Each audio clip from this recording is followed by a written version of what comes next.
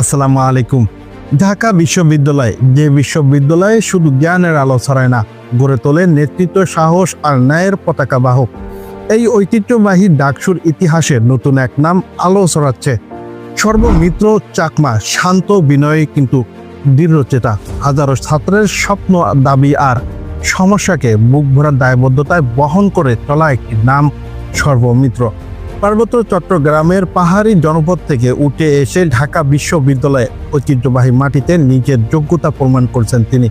সংখ্যালঘু শিক্ষার্থী অধিকার হোক অথবা সমগ্র ছাত্র সমাজের কল্যাণ, সবার জন্য সমান কণ্ঠে ন্যায়ের পক্ষে দৃঢ় অবস্থান। হল, ক্যাম্পাস, অনুষদ, যেখানে সমস্যা সেখানেই সর্বমিত্র। হোক সেটা আবাসন সংকট, শিক্ষার মান বা ছাত্রদের নিরাপত্তা, প্রতিটি ইস্যুতে তিনি কথা বলছেন, লড়ছেন। কারণ তার কাছে ছাত্র রাজনীতি মানে ক্ষমতার প্রতিযোগিতা নয়, এটি দায়িত্ব, সেবা আর সততার পথ। বন্ধুদের কাছে তিনি একজন অনুপ্রেরণা, প্রাধ্যাপকদের কাছে তিনি সম্ভাবনার প্রতীক, আর সাধারণ ছাত্রদের কাছে একজন ভরসার নাম, একজন সহযোদ্ধা। ডাকসুর এই তরুণ প্রতিনিধি আজ প্রমাণ করেছেন নেতৃত্ব মানে শুধু সামনে থাকা নয়, নেতৃত্ব মানে পাশে থাকা।